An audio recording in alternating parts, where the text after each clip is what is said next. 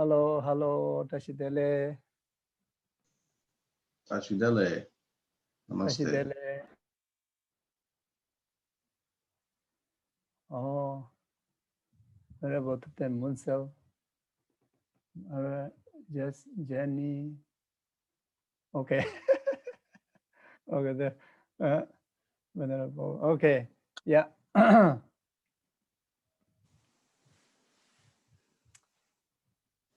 Yeah, namaste.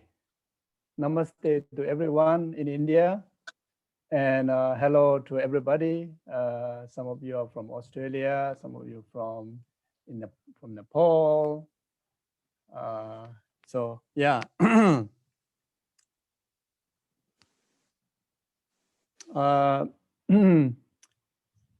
The director, Aman, asked me to start with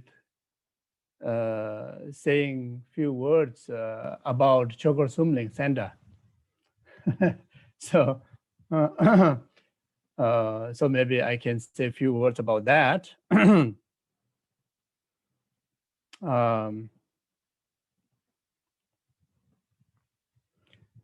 Yeah, I have a long relationship, long connection to Choe Khor Sum Ling Center.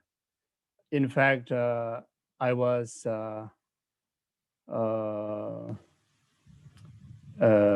one of the team when the center was forming. So that I can't remember exactly which year, but sometime around 2003 or sometime between that. And then under the advice of my precious guru, Gyabje Lama Sopa Rinpoche, and yeah, mainly because Rinpoche's advice. So quite a number of years, I traveled to Bangalore while I was studying in Sarah as a visiting teacher. So quite a number of years. Yeah, I think at least one or twice a month with a nice ride of 6 hours bus, a nice time in Bangalore with all of you. Maybe some of you came later, and some of the initial one, I don't know where they are, impermanent, you know. So anyway, then also we had a very fortunate time to able to invite a number of great gurus. One of them, my precious guru, and also precious guru of many of the visiting teacher to Choe Khor Sum Ling, the late Khensu Rinpoche Losang Siring, who is one of the main teacher in Sarajay. So Choe Khor Sum Ling has fortunate to receive quite a number of teachings from Khensu Rinpoche, and of course many other great lamas, scholars, and practitioners. And of course, no question about our most precious Guru, Gyabje Lama Sopa Rinpoche. Quite a number of time, Rinpoche blessed the center with so many different teachings, especially when he was, going traveling towards Sarah, like that. So, so in that sense, the center is extremely blessed. Whether the, whoever is involved in the past physically still engage in the Choe Khor Sum Ling activity or not, but most importantly, you have successfully come up to this stage. To establish a center is not easy, and in particularly to run the center, to preserve it is absolutely not easy. So you're able to develop up to today. So which is, I think, really amazing. And we express gratitude, appreciation to all those who were involved in the past and those who are currently working in many different forms, as a committee member, as a student who come and support and participate, in the learning of the Dharma. Some act as a benefactor. Some, they just give moral support, etc. So whatever it is, everyone's support, count greatly to fulfill the main purpose of why, our guru have a vision to establish this center. So when Rinpoche was first time vision to establish Choe Khor Sum Ling, especially under the advice, under the aspirations of His Holiness the Dalai Lama, that during that time, in fact, the traditionally close to the great monastery, which is just about 6 hours away, there's no other active learning center in Bangalore. There may be many other centers, but where main focus is inviting many teachers and learning, studying, the center where you can study and eventually establish a close connection to this great monastery university, where they are in richness of qualified teachers. So and also a platform where the busy people in the Bangalore that who have karmic connection to Buddha Dharma, who have a wish to learn and practice, but then they want somewhere close by, easily accessible, a platform. And His Holiness always regard that bridge is very important. So very much on the basis of that, Rinpoche, vision to start the center, and of course also have a team that who can able to organize numbers of His Holiness public events. And one of the first public events I was involved for the organization, and it has been very successful. And after that, there are many fortunate events before like that. So so therefore, up to today, without any doubt, how many from the city and also from afar that who have connection to Gyaltsab Lama Zopa Rinpoche, have connection to Lama Tsongkhapa, have connection to the great monastery institution. There's so many people have benefited. One example of great benefit from the center, one of your first active student member that who decided to become monk, and he's studying in Sarah. Now I can't remember his name.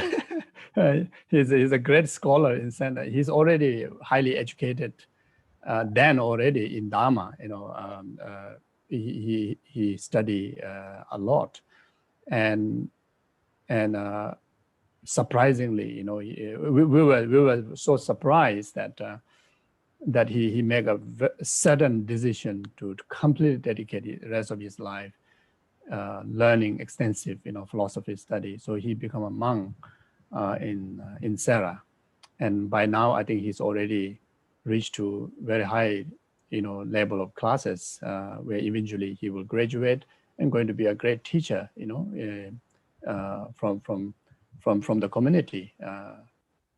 And this is for me, I can say this is the one of clear example of what center have benefited, what Rinpoche's vision have benefited, and what His Holiness Dalai Lama, inspire for, what he is encouraging, for the center. So you see, and that also served to fulfill one of the His Holiness from the four very important pledge or duty that His Holiness committed to. One of them is reviving the ancient, Indian Nalanda tradition within India by the Indians.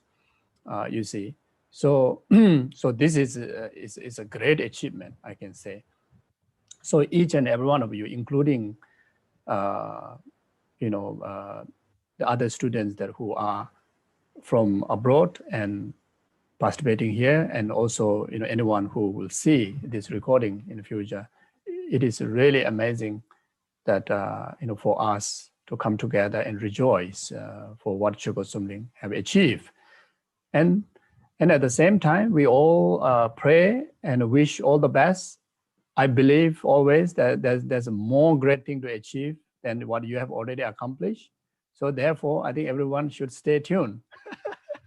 So one of the best way to stay tuned is like this: do Dharma discourse.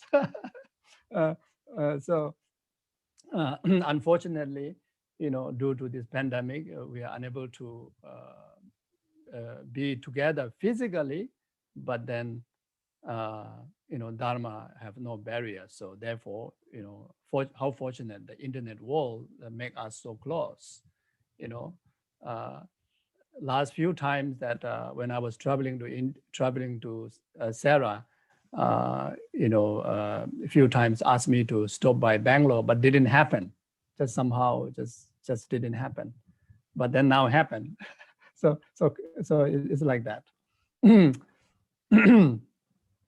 Yeah. So therefore, as I mentioned before, running the center is not easy. So current members and supporters, whatever hard work that you do for the benefit of numberless sentient beings, ultimate happiness, which is the virtue, and most of all, to actualize ultimate happiness as quick as possible.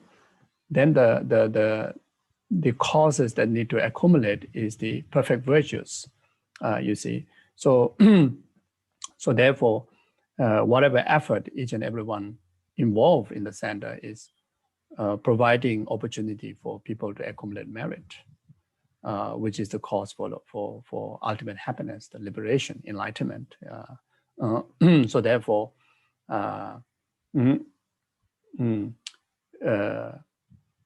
yeah, like what Shantideva says, that even you have a wish to clear the headache of one person, the merit that you achieve from there is greater than you fill entire universe with the precious gem offered to the 10 direction Buddhas, and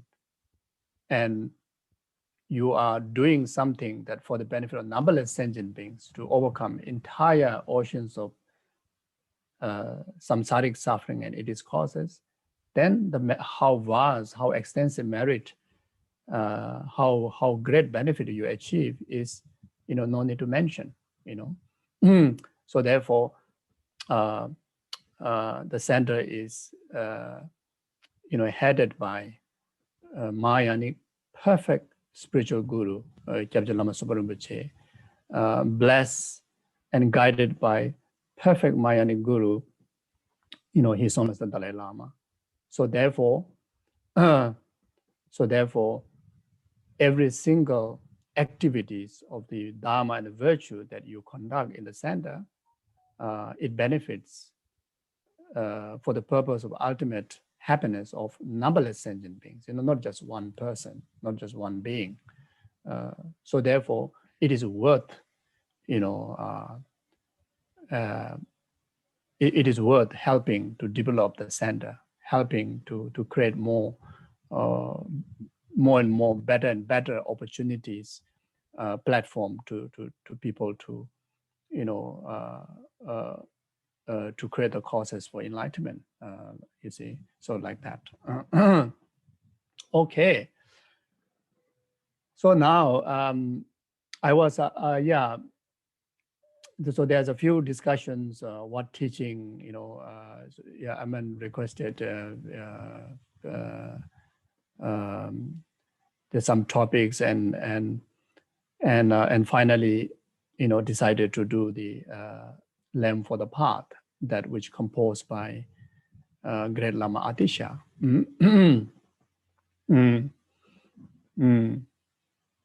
So we have 6 classes, 6 sessions, and to cover Lamb on the Path, detailed explanation is impossible. And somebody like me, I mumble a lot. I get distracted. So in that way, it is, it won't be able to go through very detailed explanations, but at least, I hope to cover the whole text with a brief, reading explanations, and at least have,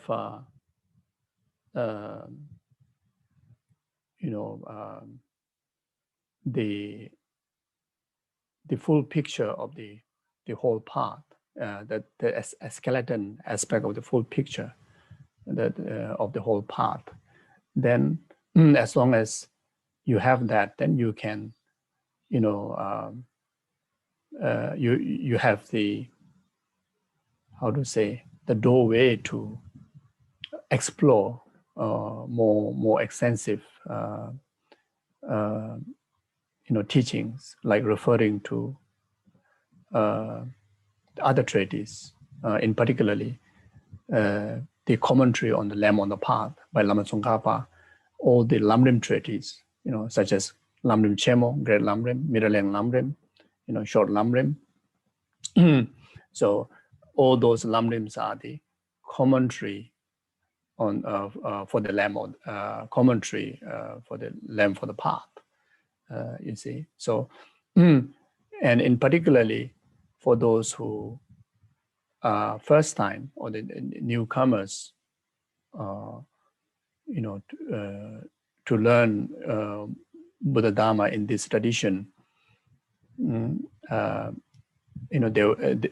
may be at least some benefit. But then many of you are already advanced practitioners. You all are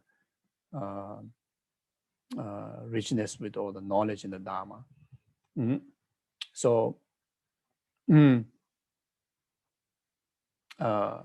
may not be any benefit of new words, but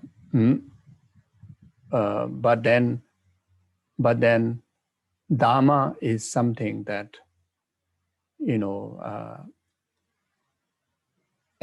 Dharma is something that when we carry correct listening attitude, then you hear the same words, you read the same text, same line. Each time you read, you gain extra wisdom, in particularly realizations, realizations, wisdom of learning, realization in the wisdom of contemplation, and realization in the wisdom of meditation, you see. So some can be very learned and have a great wisdom of learning, but then still may be in the process of accumulating the contemplational wisdom. So by listening again, even though there's no new word, but because of you hear again, it benefits to gather the wisdom of contemplation. And for some, they already have the wisdom of contemplation in the whole path, but then have not gained the the realization, the wisdom of meditation. So by hearing again, that benefits to accumulate the wisdom of meditation on the stages of path. So therefore, it is suitable for anyone, the newcomers as well as the senior practitioners. Okay. So and someone who is new to learning Buddha Dharma, then this text is the most suitable, the best text to study. This is exactly the successful Buddha Dharma that are able to establish in Tibet because of the introductory teaching to the whole path. They use lamb for the path. The lamb for the path, the teaching requested by Changzhu he requested Atisha to write or to give or grant teaching that which is simple to understand and complete, and which clearly emphasize all the important points of the path. You see, so this is the request that Changzhu made to Lama Atisha. And also Changzhu presented few questions that which himself struggle, and these few questions would be a very common doubts and questions may arise to many practitioners, especially to the beginners. So on the keeping those questions in the mind and the sincere requests of Changzhu, Lama Atisha composed Lamp for the Path. So the Changzhu presented this request with the 7 questions. So the first one is, what is the practitioner of the great vehicle alike? What is the practitioner of great vehicle alike? So this teaching answer, for this question. If someone want to be a Mahayanic practitioner, great vehicle practitioner, then what kind of practices? By adopting what kind of practices that you will qualify to be Mahayanic practitioner. Then, can the altruistic intention arise in an ordinary person? So that's the second question. So, altruistic intention is referring to bodhicitta. In order to actualize bodhicitta, it is necessary to be extraordinary person. Can we, like ordinary people, can pursue to actualize altruism? So this is the question. So again, the teaching answer, this question. Then, does one need to hold the individual liberation vows as a basis for the Bodhisattva vow? So Bodhisattva vows are the practice, the precepts, the commitments, those who commit to cultivate bodhicitta. But the question is, it is necessary to observe the individual liberation vow. Individual liberation vows are referring to like such as refuge vows, 5 lay vows, then the ordination vows, monastic vows, you know. So it's a big question, and it requires, you know, elaborate clarification in that, you see. So this is one of the questions. Then when someone holding the individual liberation vow take the tantric vow, does the individual liberation vow become the tantric vow, or does the person then hold the 2 vows? So again, this is in one way it's a simple clarification can clarify this question, but in another way it's a quite complexity. Then, do skillful means and the wisdom need to be combined or not in order to complete the two great stages of the merit and insight? The method aspect of the path, like loving kindness, compassion, bodhicitta, wisdom aspect of the path, like emptiness, wisdom or emptiness, need to be combined or not in order to complete the 2 great stores of merit and insight. So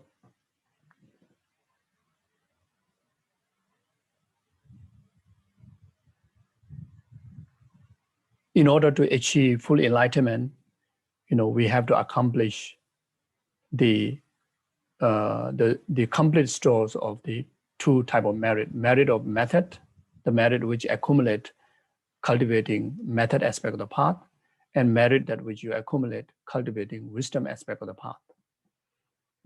So in order to do that, it is necessary the practitioner must practice combined practice of wisdom and method or not, or just by practicing single path, just the wisdom, just the emptiness can able to, you know, fulfill the 2 stores of merit or not, you know. So this is one of the very important question. Then the second last question is, which is the correct view, the Chitta Matra or Madhyamika? It's a very complex question. Here Madhyamika here referring to the Pasangika Madhyamika. Chitta Matra from the Buddhist 4 school, Buddhist 4 philosophical school, is the 3rd school, the mind-only school. So the philosophical assertion on the absolute view on emptiness, you know, there's a lot of similarity, but at the same time, absolutely different. There's a lot of similarity in a wording, but it has a profound differences, you know, profound differences. So if we don't study correctly, may sound similar, you know, may sound the same, you know, you see. So which is the correct view, the Chitta Matran or the Madhyamika view? In another way of asking the question is, what really the question is asked,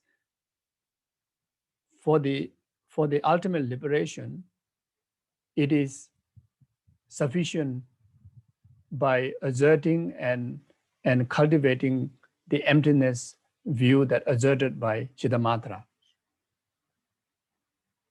or you must, you know, you must actualize the view according with the Pasangika Madhyamika. Big question.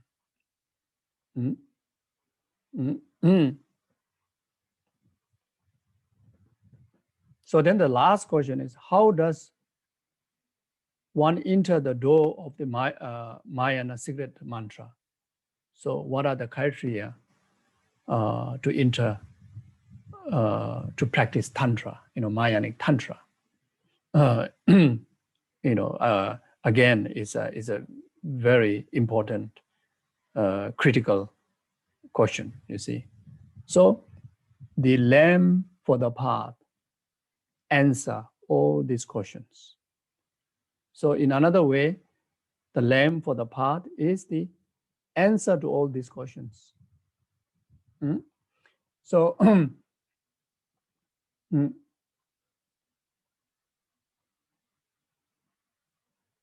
yeah, so I think when we go through the text, then, you will realize, the stages of the teaching, answering all these questions. And it's wonderful to remember these questions. And when you have the answer for all these questions, it clarifies many understandings in the whole path. It's almost clarifying the whole major doubt in the whole path of the Sutra and Tantra.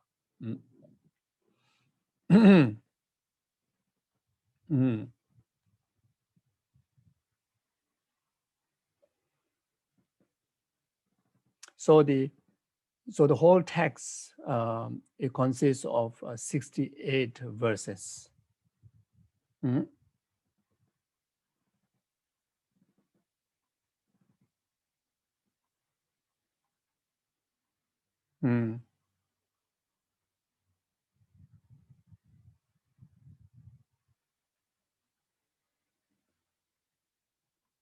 Yeah. So so if you refer to the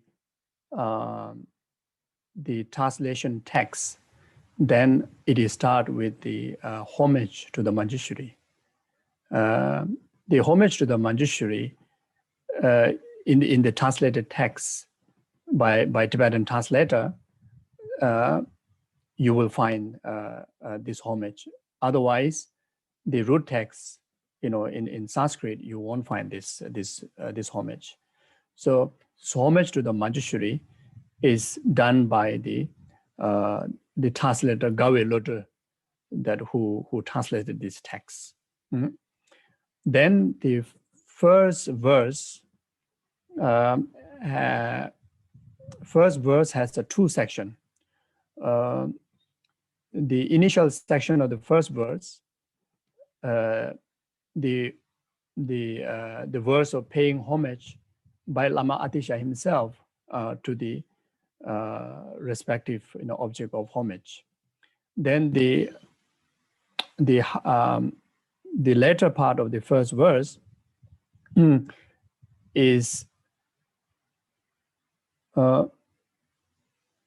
emphasizing the cause, one of the main cause of Atisha to compose this text, which is mentioning of the good disciple Changchugur.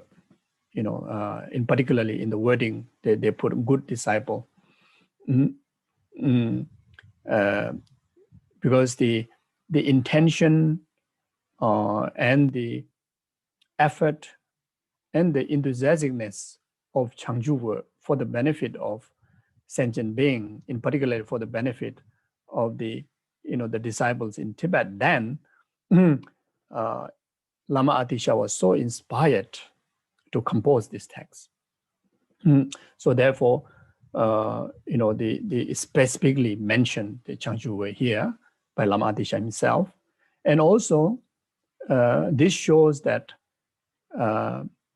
any Dharma teaching for the benefit of the channeling of the blessing to the listener, that you have to request. You cannot simply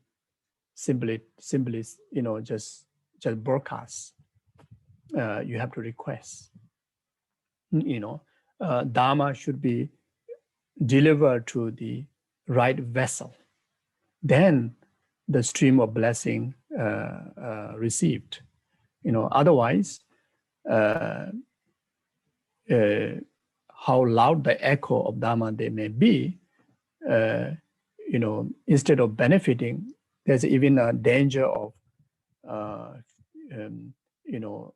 misinterpretation, misuse, in particularly, boost of ego, etc.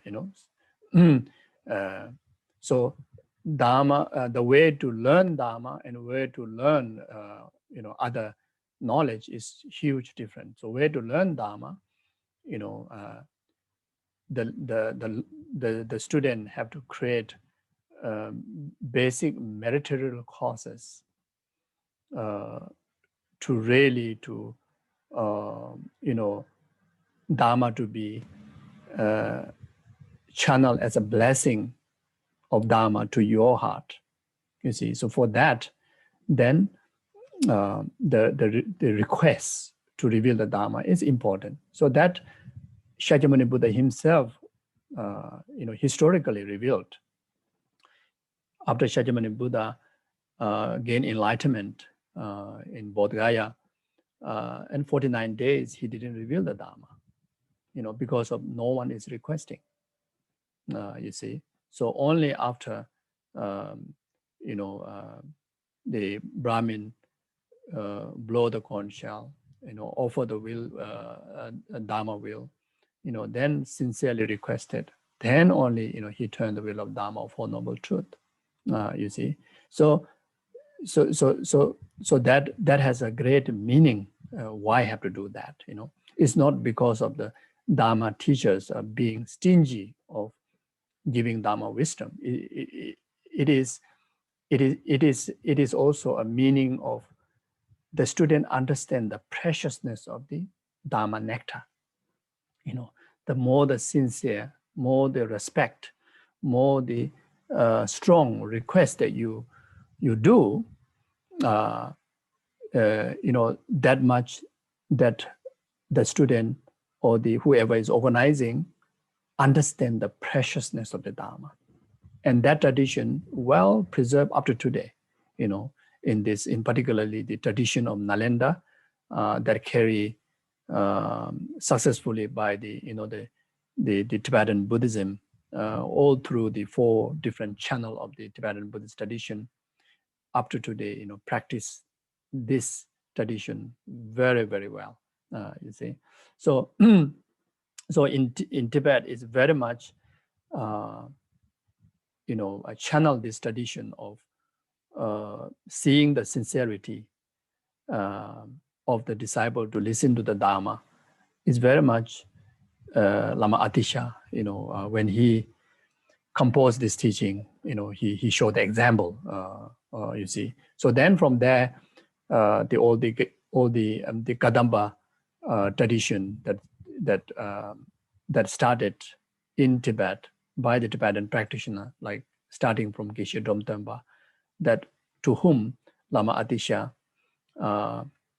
revealed the lamp for the path with the earlier 3 Kadamba masters, then channeled down to all the Kadamba masters up to the new Kadamba that started from Lama Tsongkhapa, and up to today the living Kadamba master like His Holiness Dalai Lama, like Gyabje Lama Sopa Rinpoche, like that, and all the you see all the Tibetan, the major Buddhist traditions, the root text of all the different teachings, Lamrim teachings, mind training teachings, their root text is based on lamp for the path. So this text serve, basis of all the teachings that we have opportunity to study today in Tibet. Mm-hmm. Then after that, verse 2 to verse 6, Lama Atisha give a clear picture of the 3 type of disciples or practitioners based on the 3 different level of capability based on equipping 3 different type of characteristic. The strength or the characteristic of the motivation for the pursuit of Dharma, and the capability of the courage, how profound that you can practice, and the purpose, the ultimate purpose that they are practicing. So in Buddhist practice, so there are 3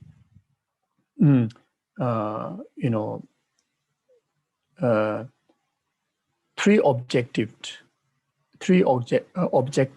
to be achieved. Ultimately, only one objective to be achieved, which is full enlightenment. But for the different mental dispositions of the three kind of capable being, then there are three labels or the three objectives to be achieved, which are called the three state of liberation. And compared to the ultimate liberation, the earlier two liberations has a limitation. So the first one is the to achieving higher rebirth, by renouncing, by renouncing the three lower realm and achieving the precious human rebirth, which is great, but which is not ultimate liberation. Then the second one is to achieve the nirvana, the liberation nirvana, the nirvana of the hearers and nirvana of the solitary practitioner. So we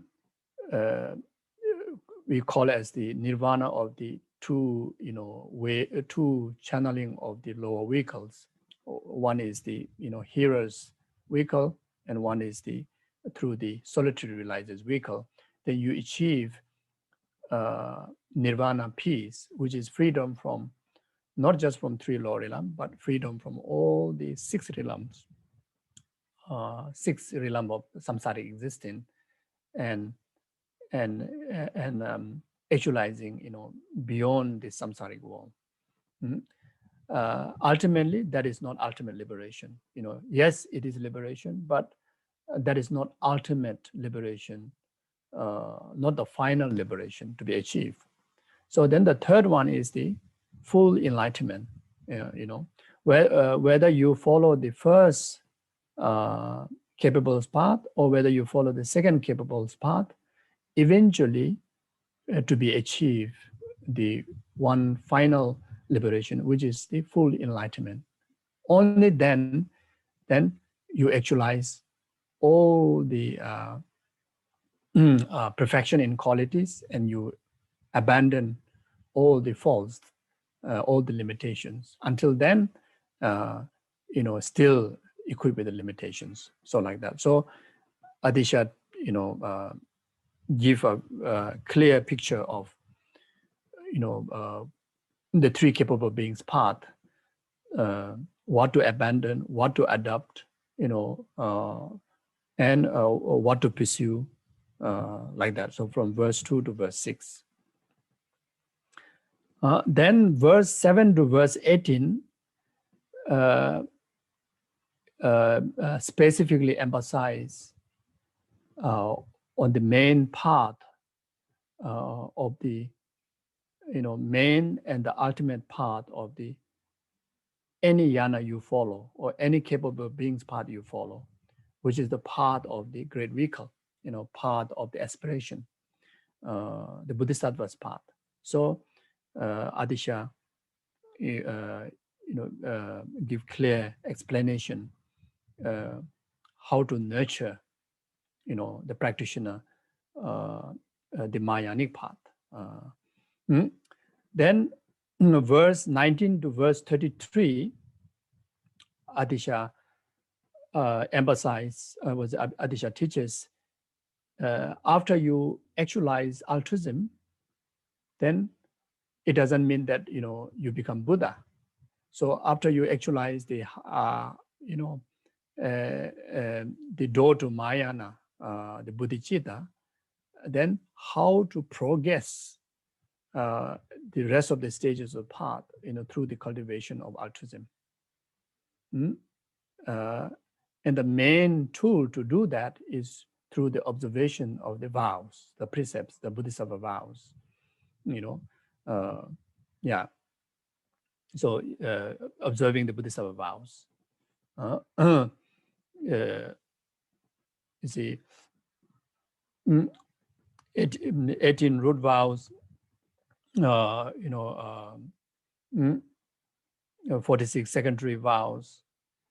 So through observation of those on the basis of the precept of individual liberation, like such as practice of refuge, practice of lay vows, then best, also to practice the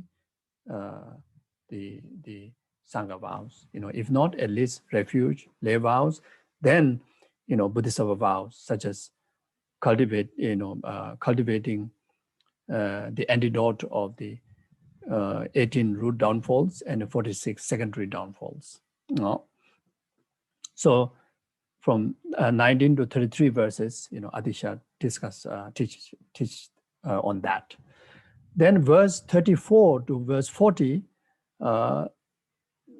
Atisha teaches on the one of the very important subject from the three higher trainings: the higher training of morality, higher training of concentration, and higher training of wisdom. Which three of them, which three are the fundamental main practice of the three baskets of the teaching of the Buddha. So all the entirety of the practices of the three yanas, or the entire practices of the 84,000 teaching, or three baskets of the Buddha's teaching, consists into the practice of three higher trainings: higher training of morality, higher training of concentration, higher training of wisdom. So the Atisha's teaching on the Lamb, there's a richness of the illustration of the three higher training, which is the essence of the three baskets of the Buddha Dharma, or the 84,000 teachings of the Buddha Dharma, both Sutra and Tantra,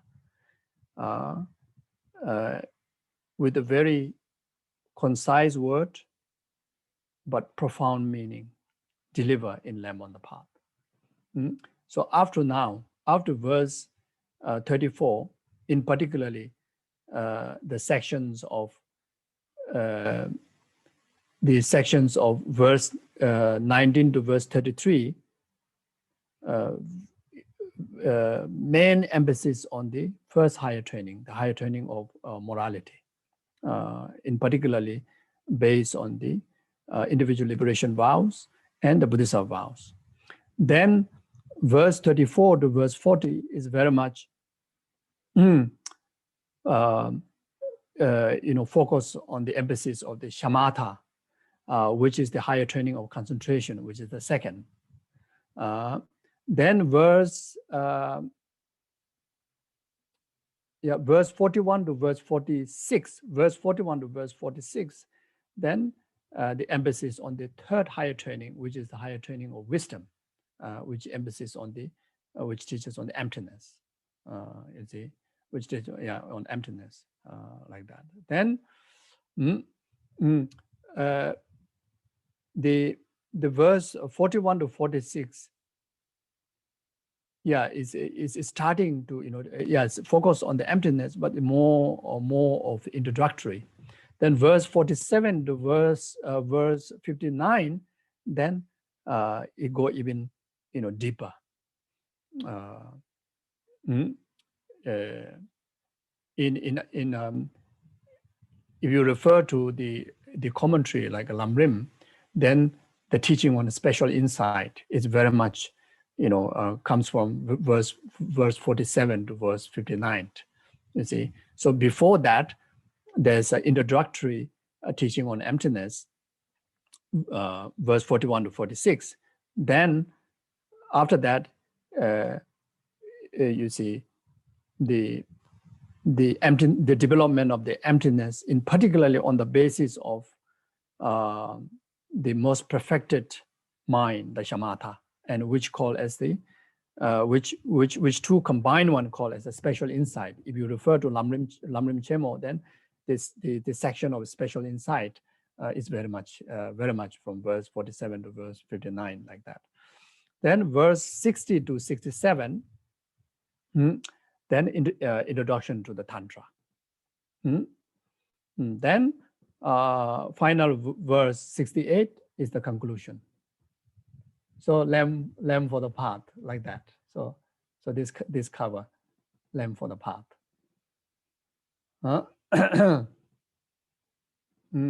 So at least, from the first day, you already have a framework, full picture. So if you want to read the text, then at least with this, that what are the essence teaching of each section, so that way is easier to keep in our memory.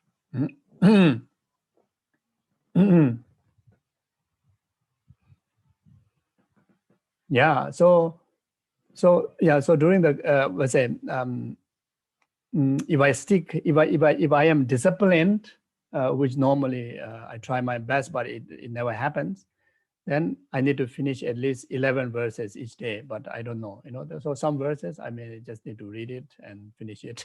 So we see how it goes. But at least, from very beginning that you got a full picture like that, then in between we can do our best. And also there's a short, not a detailed commentary, but a short note that distributed among you. So you can also read that. Then of course there are so many commentaries on the Lamb on the Path that you can also refer to that. And I hope that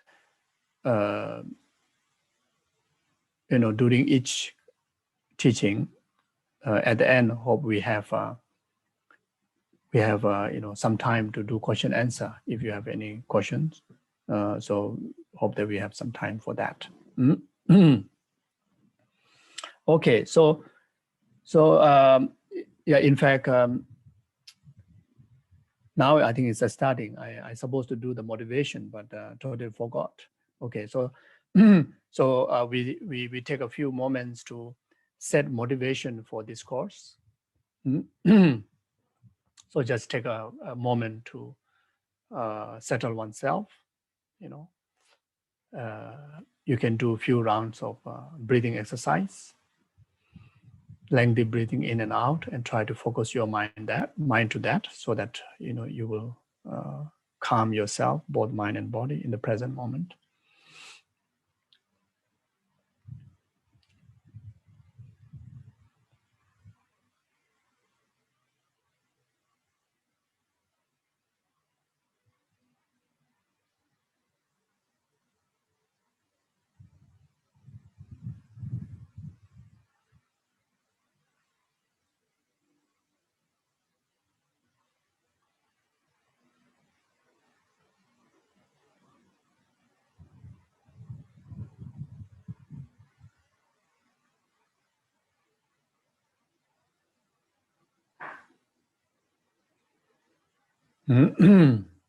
Then take a few moments to refresh our refuge practice. Those of you already receive refuge vow, then here we take opportunity to refresh it.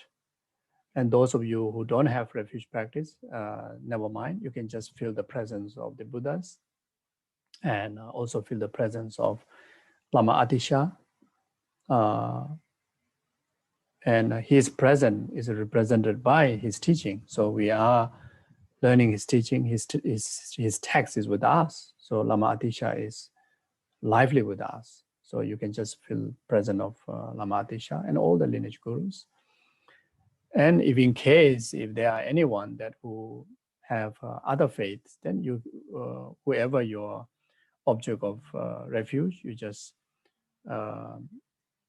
refresh that refuge. Yeah. So feel the presence of Lama Atisha, surrounded by all the lineage gurus.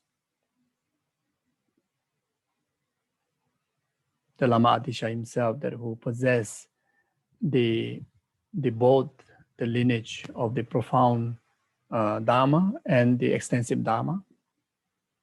The profound Dharma that lineage drive from Buddha Manjushri, and the extensive Dharma that lineage drive from Buddha Maitreya.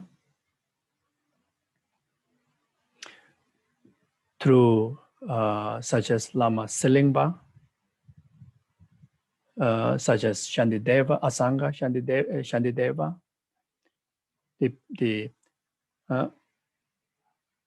the extensive lineage, such as Manjushri,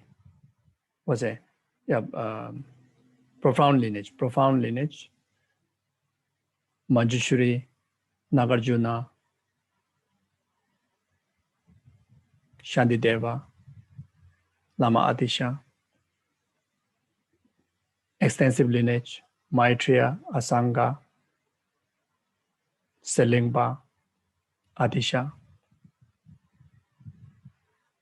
and our lineage gurus, like such as His Honorable Dalai Lama, Jabja Lama Subrahmachari, and any other gurus to whom you have spiritual connection, just feel they are present among us,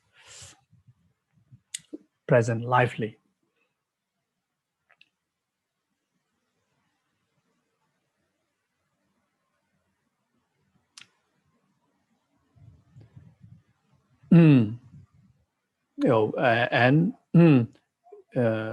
You get inspired by their, Bodhisattva conducts.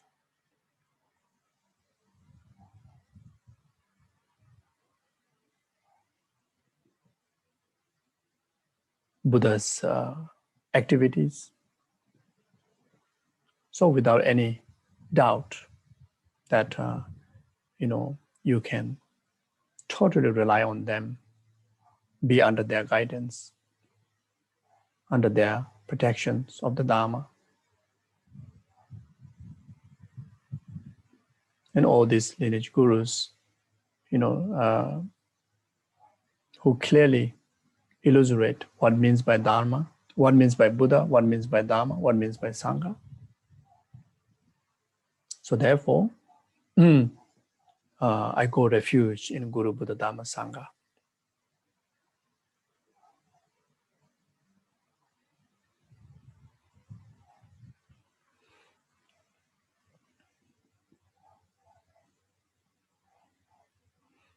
Then take a moment to generate altruistic intention by sincerely expressing from depth of our heart the purpose of my life until I actualize the resultant Buddhahood within me. I dedicate for the benefit of numberless sentient beings, temporary happiness up to the ultimate happiness of enlightenment. Then in particularly for this very year, this very month, this very day, and this very session, every single activities of my body, speech, and mind be the complete cause for the temporary happiness up to the ultimate happiness of numberless sentient beings.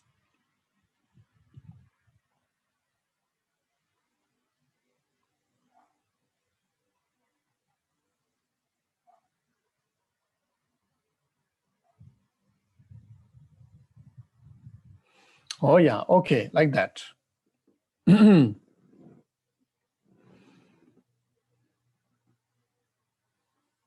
Thank you. So now we can do some reading.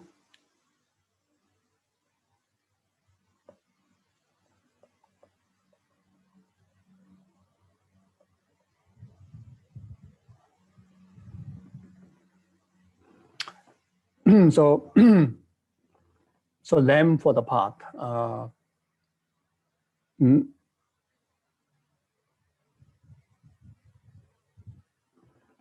Changchu Lamgi Treme.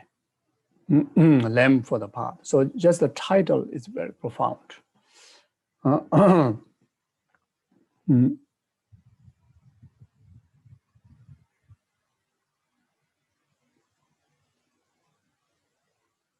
Lamb for the path to enlightenment.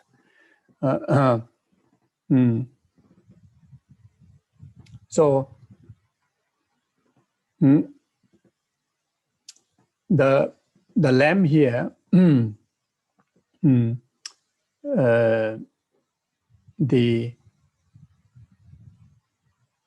the teachings and the practices of the three capable beings, which is, you know, when you learn that, then it's so vivid, so clear, so, you know, absolutely that you see the absolute of the correct path. You know, like when you on the lamp, then you see the object, you know, clearly, you know, unmistakably, like that. So, so when we study lamp for the path, you know, we will have the benefit to equip with the correct path, you know, correct guidelines, you know, correct techniques, you know, correct learnings, you know, how to progress ourselves from this very ordinary to the extraordinary stage of the full enlightenment. The path here, that which that you're able to learn correctly, the path, it consists of the two aspects, the path of method and path of wisdom. So the method aspect of the path is referring to the bodhicitta, the altruistic attitude. And it is causes loving, kindness, you know, compassion. So these are all the method aspect of the path. So when we learn lamp of the path, then we will learn about what is love, what is bodhicitta, what is the compassion, and what is bodhicitta, and how to you know, actualize the result of bodhicitta, and how to actualize the bodhicitta itself with the correct causes. You know, then the wisdom aspect of the path is the wisdom realizing the absolute truth, wisdom realizing the emptiness, such as wisdom realizing the lack of inherent existence of the person, wisdom realizing lack of inherent existence of the aggregates and the rest of the phenomena.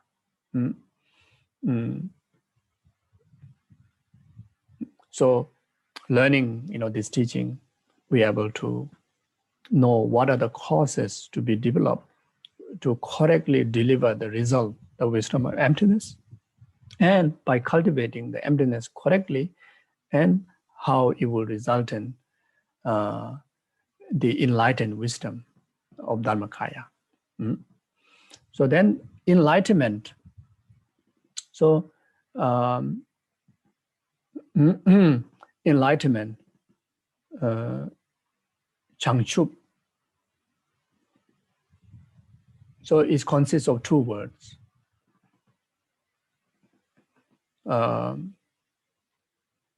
You know, in English, enlightenment. So in Tibetan, for Changchup, Chang and Chup, you know, two words. So Chang here is referring the purification aspect, the negation aspect. Chup is the antidote aspect, or the things that which to be actualized. So the Chang here referring to all the negativities, and that all negativities, if you put into a word, in a word, then it can be presented in the two words. The obstacle to Nirvana and obstacle to Omniscience. The obstacle to Nirvana is the delusional obstacles, are the obstacle to Nirvana. The delusions, you know, like such as anger, such as ignorance, anger, attachment, etc. These are the delusional obstruction, which is directly obstacle to achieve Nirvana, liberation from samsara. So that, you know, include within the Changchup, the Chang, you know, within the negation. The second part the negation is the obstacle or the obstacle to omniscience, the obstacle to Buddhahood, the ultimate liberation. Or that is the tendency of delusion. The tendency of the delusion, the potency of the delusion are the main obstacle to omniscience. The delusional obstacle, when you achieve the lower liberation, you can able to purify them. But that doesn't mean you achieve omniscience. Even if you follow Mayanic path directly from the very beginning, the delusional obscuration can be purified within the 7 bhumis. By the time when you achieve 8 bhumis, you already purify the delusional obstacles to liberation.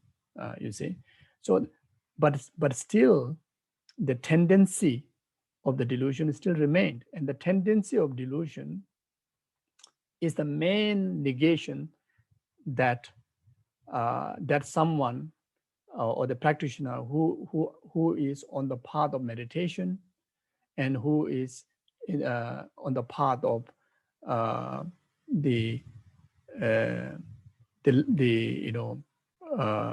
path of 8 bhumi, path of 9 bhumi, and path of 10 bhumi. So within those 3 paths, the main focus is to eliminate obstacle to omniscience, and that is the tendency of the delusion, which is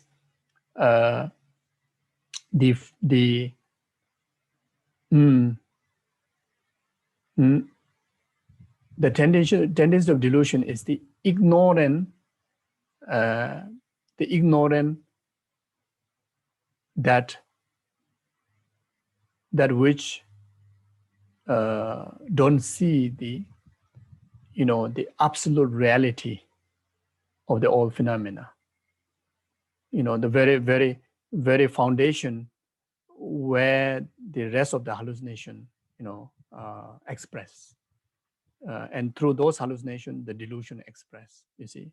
So the fundamental, the mistaken view, the imprint, even though when you realize emptiness, but the tendency still remain there, you see. So that means that even you realize emptiness doesn't mean you purify all the negations, all the faults.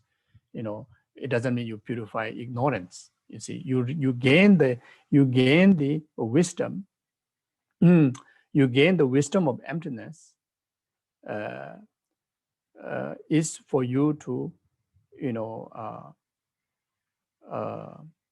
completely cleanse even from the very root, and that's when you cleanse even the tendency of delusion, which is the main obstacle to omniscience.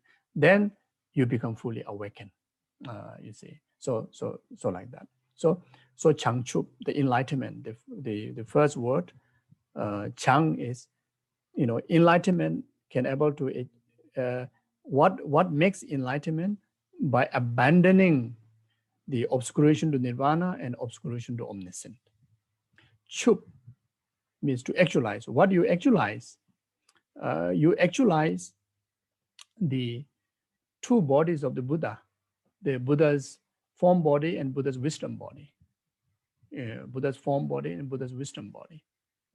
You see, or in another word, you actualize entire perfected qualities of the 6 perfection, or you can say 10 perfections, or 5 wisdoms of the Buddha. So you actualize all the perfections, So Chup is you actualize them. So that called enlightenment. So the lamp for the path to enlightenment. So it's like that.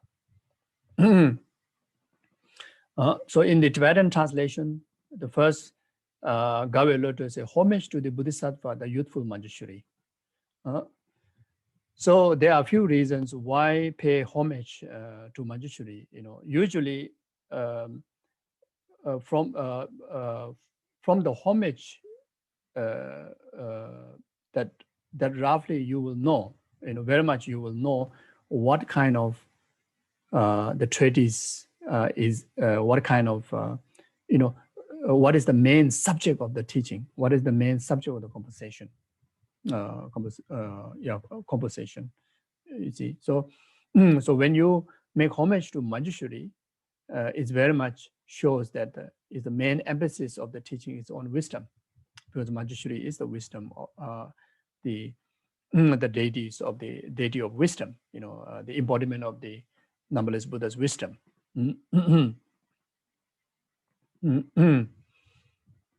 So that is one of the reasons. Another reason is, in particularly to this text,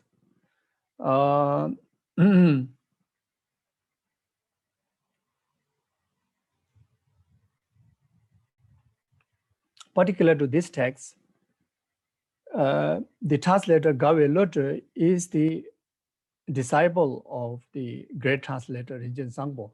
So Rinchen Sangpo has the, how to say, has been known that, of very much of his composition make homage to Manjushri. So because of his guru do that, he must have followed that lineage. Due to that, making homage to Manjushri. That could be one of the reasons. So it doesn't matter. But one of the main reasons why this translator Gawe Lotte pay homage is for him to clear obstacle to the translation work and to receive blessings, to have a correct, unmistaken translation. So that is the main reason. So, so any of the paying homage at the beginning of the text are very much, seems very much similar reason that later that I explained later. One is to receive blessing, and another reason is to clear obstacle to the conversation. So now the first verse.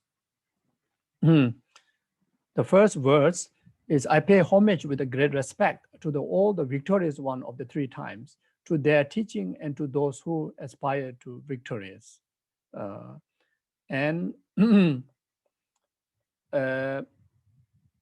urged by the good disciple Changchu, I shall illuminate the lamp for the path to enlightenment. So now the first part, as I mentioned before, the homage which made by Lama Atisha before he composed this text. So Lama Atisha make homage to, I here refer to Atisha, pay homage, pay sincere respect, with a great respect to all the victorious one of the three times. The victorious one refer to the Buddhas. So he make a homage to the Buddhas of the three times.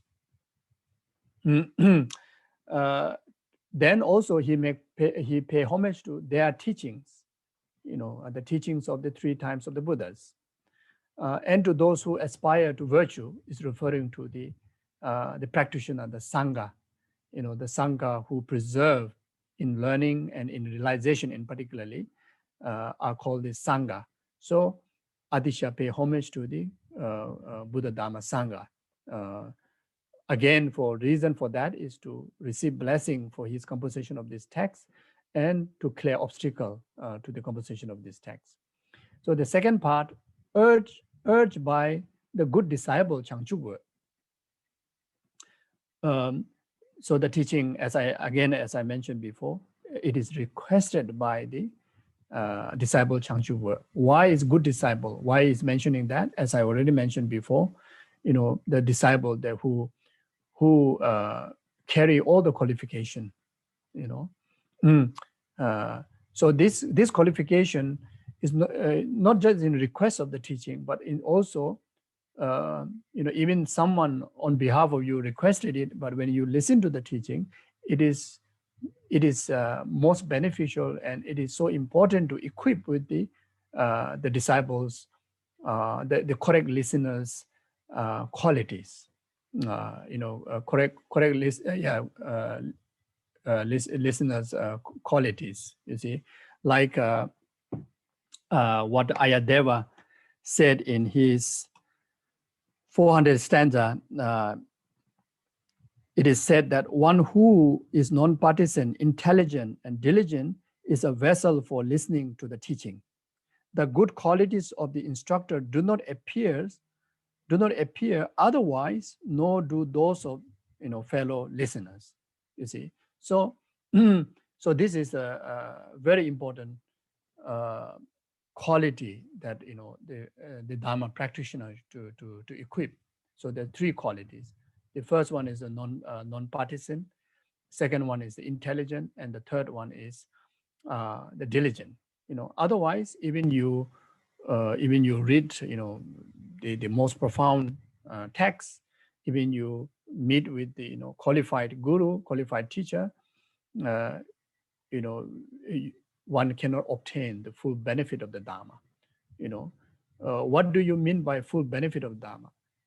The Dharma knowledge is the full benefit of Dharma is when you gain realization in that teaching, realization, the experiential realization. You see, so therefore, just learning the intellectual understanding not fulfill the benefit of Dharma. Just able to have a what do you call, the analytical kind of creativity, analytical kind of smartness, that alone is not good enough to receive the full benefit of Dharma. So to receive the full benefit of the Dharma is to gain the wisdom of meditation, which is the result of wisdom of analysis on the Dharma, which is the result of the wisdom of learning the Dharma. You see, so so in order to achieve that, then first quality, non-partisan. So meaning, if we really want to receive benefit of Dharma, we need to know exactly what is the purpose of learning Dharma. What is the purpose of contemplating on Dharma? What is the purpose of meditating on Dharma? What is the purpose of following Buddhism, Buddhist path? What is the purpose of following Guru Shakyamuni Buddha's teaching? Why you follow one particular spiritual guru? You see, so the purpose has to be very clear. So non-partisan here meaning clarity of the purpose. The purpose has to be liberation. Has to be liberation. At least liberation. You see, enlightenment or not, but at least has to be liberation. You see, so the purpose of learning Dharma is for mundane purpose, then we don't receive the absolute purpose of the Dharma, a full benefit of Dharma. We don't receive it. Even how great scholar you may be, you didn't receive the full benefit of Dharma. Even how much you know, even how much you meditate, but then your purpose is, to meditate to gain a wing, gain a light, and able to fly, able to be famous, then you didn't fulfill the purpose of the Dharma. So the purpose of the Dharma has to be liberation, which meaning to have a sincere renunciation towards samsara and its causes. Means someone that who genuinely understand the faults of samsara, faults of the delusion, faults of the negativities, and sincerely, wholeheartedly, appreciate and aspire the freedom from delusion, freedom from karma, freedom from samsara, which is the liberation.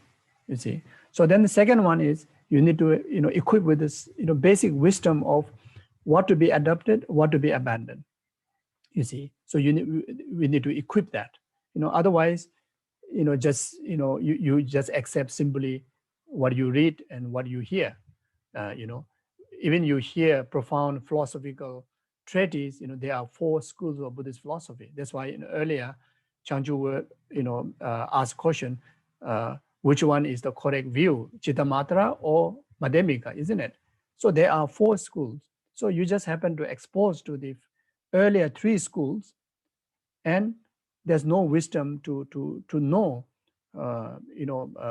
the entirety of the presentation, that until that you can able to compare and you can able to through logic and reasoning, that you can able to establish the final view. Otherwise you may stuck with the view of limitation.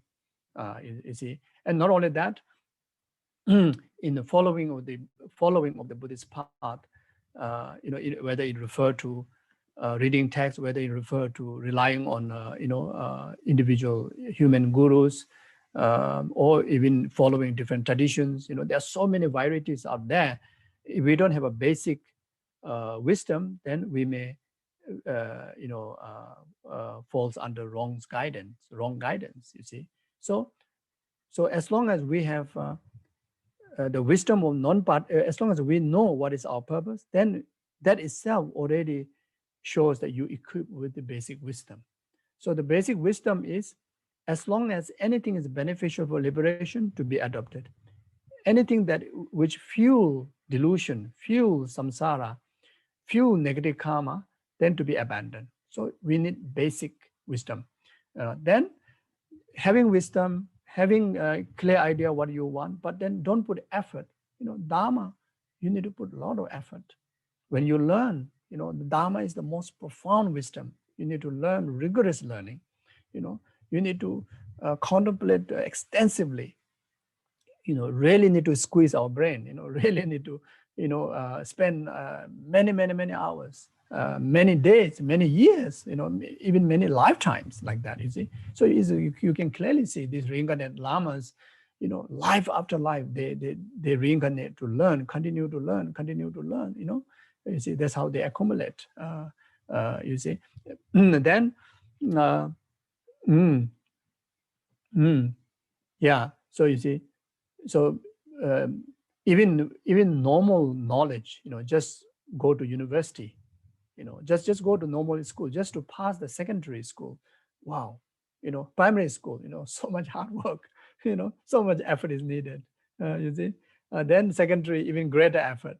Then college, university, even greater effort. So these are mundane knowledge, but need to put so much effort. But then the wisdom, the knowledge that which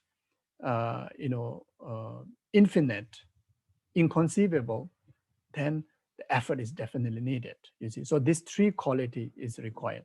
So Atisha saw clearly all this quality in Changju work, and his devotion, sincerity. So on the request of him, therefore it's a good disciple, Changju work. So then he composed this teaching. So I shall illuminate the path. So for that reason, then on the request of Changju, I will illuminate. I will illuminate the path. So when Atisha was saying illuminate the path,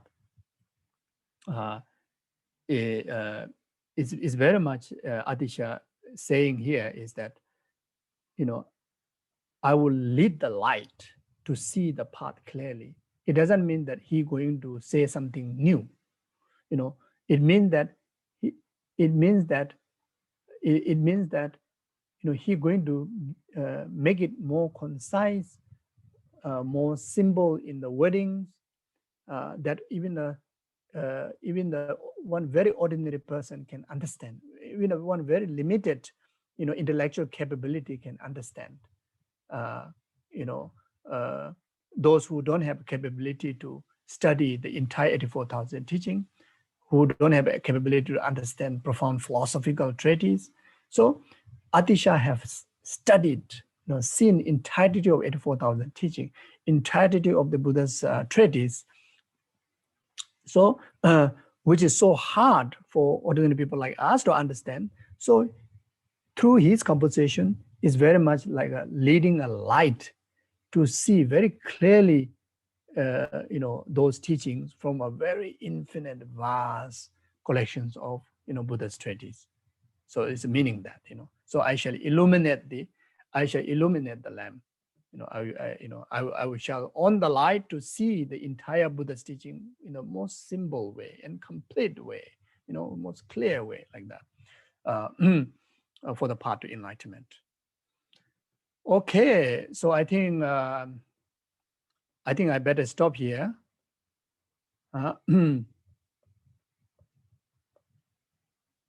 Yeah. So you can see my pattern. I get distracted and just able to complete only one verse. Okay. So any questions? You can unmute. If you don't want to show your face, no problem.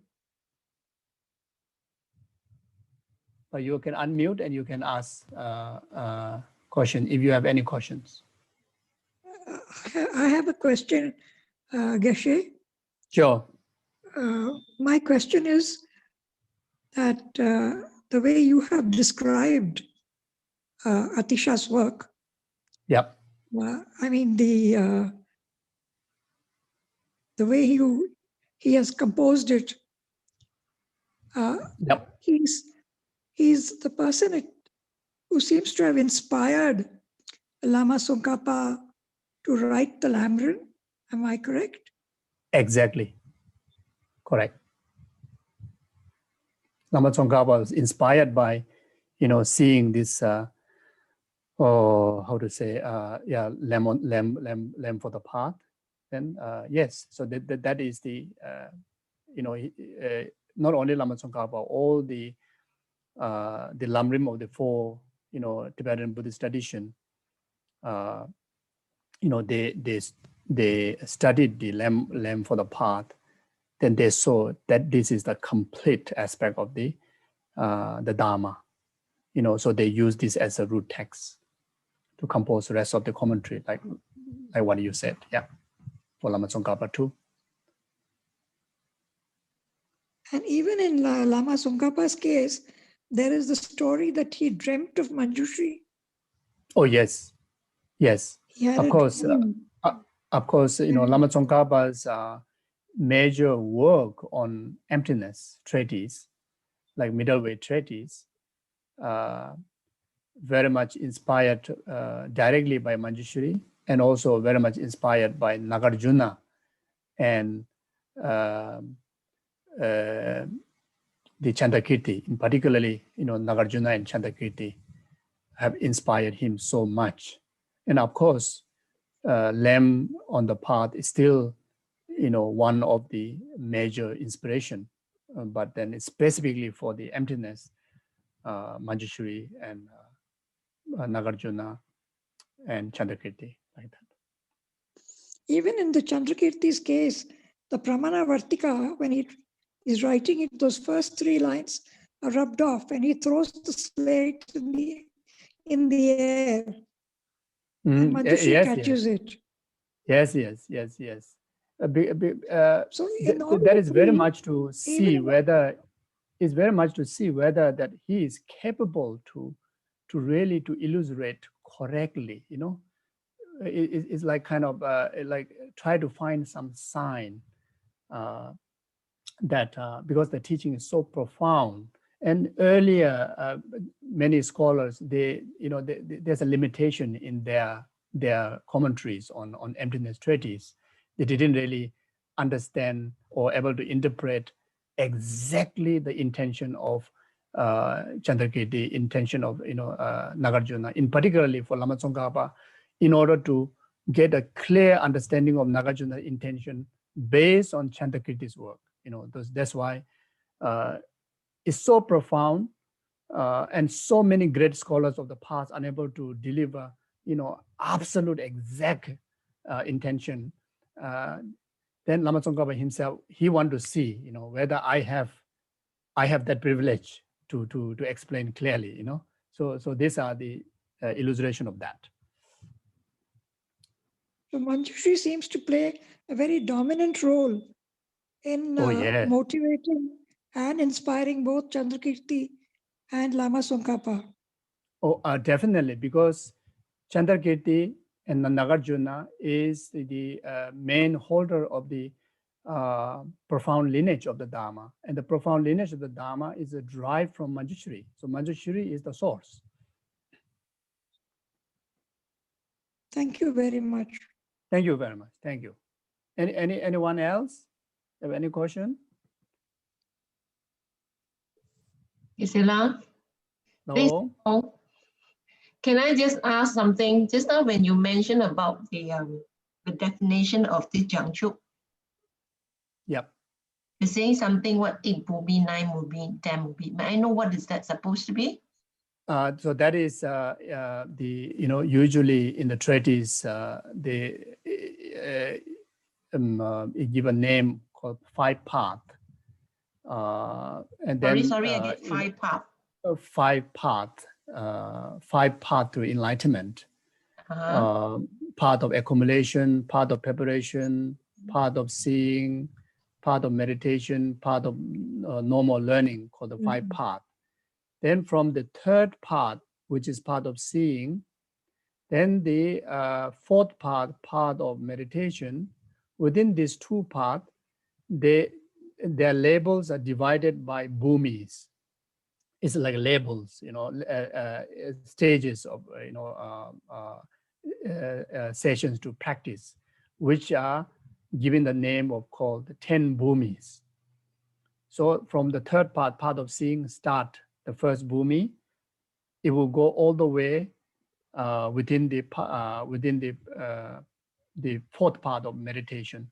When all the work or practice complete on the 4th part of meditation, simultaneously you complete all the work and practices within the 10 bhumis. The moment the work on the path in 10 bhumis and the path of meditation complete, then you reach to path of normal learning, which is the path of Buddhahood. So you become Buddha. So anyway, not to worry too much about that. This is just to have an imprint of the term. Then it is another big subject to discuss. So not to worry. Okay, thank you. Thank you. Anyone else? Any more? Otherwise, I will conclude here. I would like to ask you, Sure. Geshe, when you say that at least Nirvana has to be acquired, if not enlightenment, but definitely aren't there 2 different paths, in the sense that if the person achieves Nirvana, then he becomes an arhat. And Okay. for an arhat to then walk toward enlightenment becomes a different path in a sense. So, I mean, that's the impression I had. I may be wrong totally. So I wanted to clarify this with you. Sure. Okay. So the path of Nirvana, generally, when you just say Nirvana, people would understand is there's a 3 kind of Nirvana. But then then the another first glance, first hearing, when you talk about Nirvana, they naturally refer to the Nirvana of Hinayana, Nirvana of the 2 lower vehicle of Hira and solitary. So now here, yes, when you achieve Nirvana, then you achieve Arahatship, definitely. But achieving Arahatship, it doesn't mean that you achieve full enlightenment. So at the end of the day, every single practitioner or every single sentient being will actualize full enlightenment, means even beyond Nirvana, beyond Arahatship. So Arahatship also has 2 categories. Arahatship that which realize the Nirvana, Nirvanic realizations. Arahat that which have not achieved Nirvanic realization, but who is qualified to be Arahat. So you see, so again, the Arahatship, the term, if you want to distinguish between Arya beings and purely Arahat, then the Arahat means that someone achieved Nirvana and someone realized emptiness. Someone who is achieved realized emptiness, who already left the lower vehicles Arahatship, but then enter into the Mayanic path, and who reach, who enter into Mayanic path, who is no more holding the status of the arahatship, who is no more in the state of liberation, but who is still in the training in the path. So anyway, this is so there's quite a lot of chunky words. Okay, make it simple. Once you achieve arahatship, then ultimately you will pursue path to enlightenment. Did I answer your question? Partly. Okay, you which very one? Which much. one not clear? Tell me. I once complimented somebody and said, one of the Geshe is extremely learned, I said, you are like an arhat. He said, that's not a compliment, he said, because he said that if you're an arhat, then you are not working towards enlightenment in a sense. He meant that, you know. Two type. Arahat So- who work for the enlightenment, and arahat in the present moment who just remain there in the peace of nirvana. There are two kinds. So you have to ask him which one is you, which kind of arahat is you. I didn't even know arahat who is already achieved arahatship and but pursuing full enlightenment for the benefit of all sentient being, or arahatship completely dissolve into the enjoyment of the nirvana peace, in concentration. So only he able to answer for you. Thank you. I didn't even know that the second path existed. Oh yes, definitely. Otherwise, the philosophical debating will come into trouble. Then you have to, if there's no possible or second one, then that means that not everyone is possible to achieve full enlightenment at the end, because every single numberless sentient being eventually will become Buddha, isn't it? Do you agree with that? That's a very arduous path. Do you agree that entire samsara will end to each and every single sentient being one day? It could be numberless billions of eons later, or doesn't matter, but ultimately it's possible. I had never thought about that. This is must thing. In order to develop bodhicitta, this has to be the basis. When we understand, when we assert or accept, logically, not just saying so, but looking into the karmic perspective, looking into the potential of fundamental potential of sentient being, which is the Buddha nature, then from there you will get to the point that, oh yeah, eventually every single sentient being will be fully awakened. Their innate nature, the Buddha nature. So that means there will be end of samsara to everybody. So if that is the case, and this is definitely is the case, that meaning the arahat any arahat eventually will pursue Bodhisattva's path for enlightenment. Thank you very much. Thank you. Anybody? Okay, I stop. I'm okay. I can carry on, but I don't want to hold your time back. Your time precious. So I just want to make sure that I'm not holding you back. But if you have a boiling questions, please ask. Otherwise, I will stop here. So you tell me. Someone tell me. Okay, Geshe-la, stop here. I think it's been a very, very illuminating discourse by you. Thank you very much for your compliment now.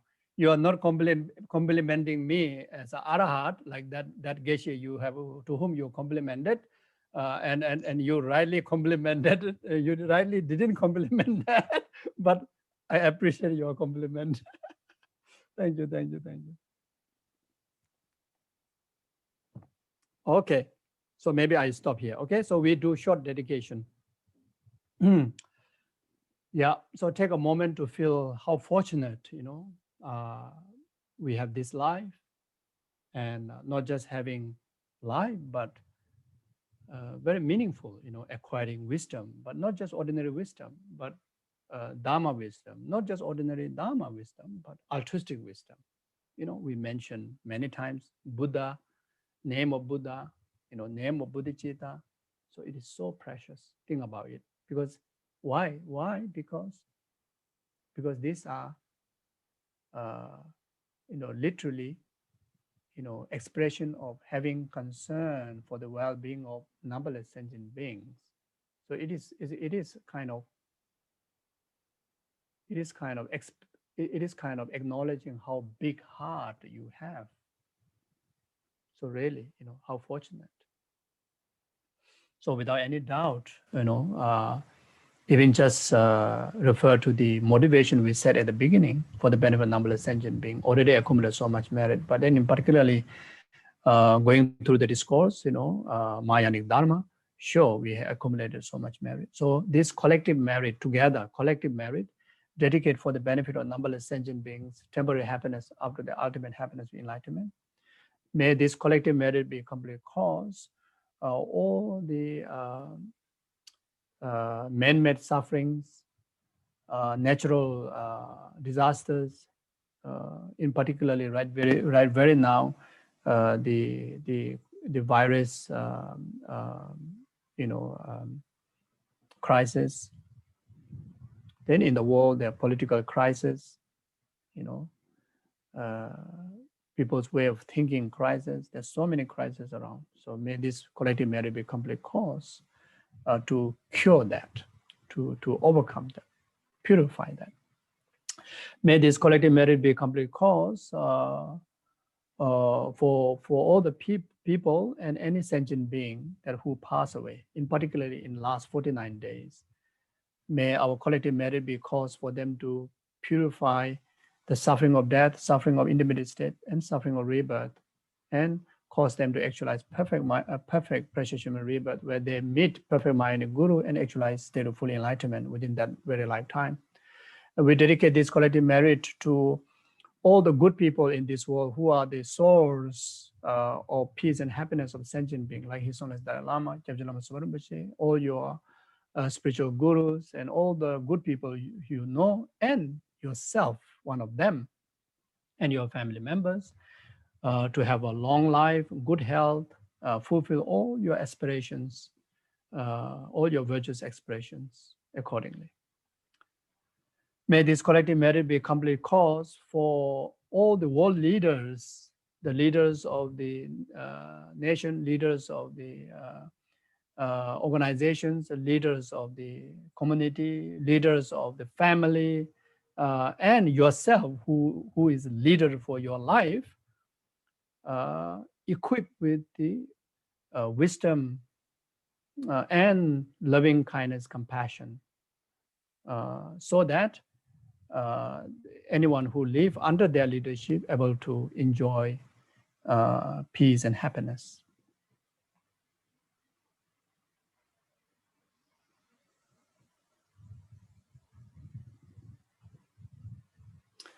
May this collective merit be a complete cause for anyone who requested prayers, from me, from you, from our gurus, or anyone you saw, they are suffering, either sickness, either someone died, or either financial difficulties or relationship problems, whatever it may be. Our collective merit, goes for them. Our collective merit be a complete cause to purify all the obstacles and actualize all their wishes accordingly.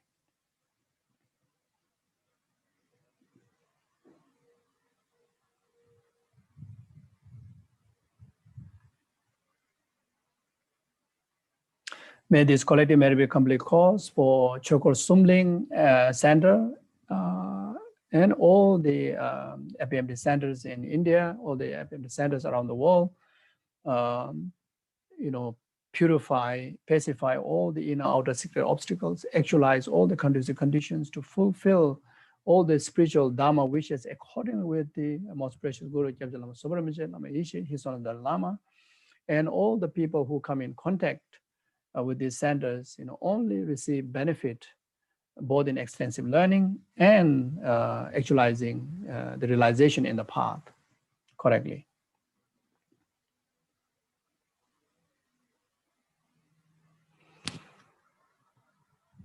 Chanjo sem joren boche ma je panam ji juji jewa ni ba me ba yang ngone ngondo be ba jo tong ni ta wa ren boche ma je panam ji juji jewa ni ba me ba yang ngone ngondo be ba jo ni ta wa ren boche ma je panam ji juji jewa ni ba me ba yang ngone ngondo be ba sho gare ra we ko we sing ga de benda de wa ma le ju we ne che re se wa de ja do yi sha be si de ba do de ju che to zo sha ji jang ko ja be de zin jo be be ko zo do bo je cho zo ko we le me to do ba da so de je gon do sha de sho ja be ba we ji da jen ba da kon do zang bo de ya de sin để đạo quân gì cho đạo lo cho giáo để đạo tâm cho đạo đồng ngõ để dân chế về giáo tâm chế để ngõ vào cái lo cho đồng ngõ bảo để đại chế về giáo để quân chế sang bộ chế chế rap đồng ngõ vào lại. Thank you very much, and I apologize for taking extra of 15 minutes of yours, and have a good days ahead, and see you next week. Take care. Thank you, Geshe-la. Thank you very much. Geshe-la. Thank you. See you Thank you, next Geshe-la. day. Take care. See you.